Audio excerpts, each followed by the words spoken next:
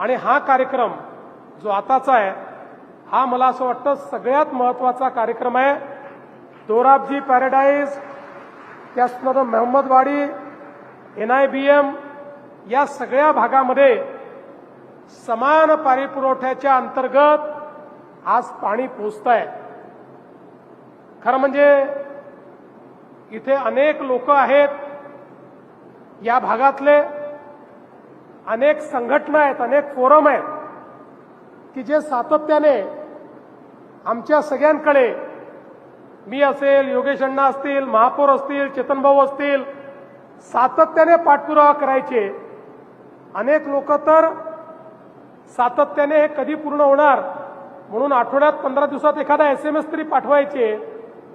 आज मला अतिशय आनंद आहे की अशा सगळ्या लोकांना मुरली अण्णा हे पाणी मिळणार आहे।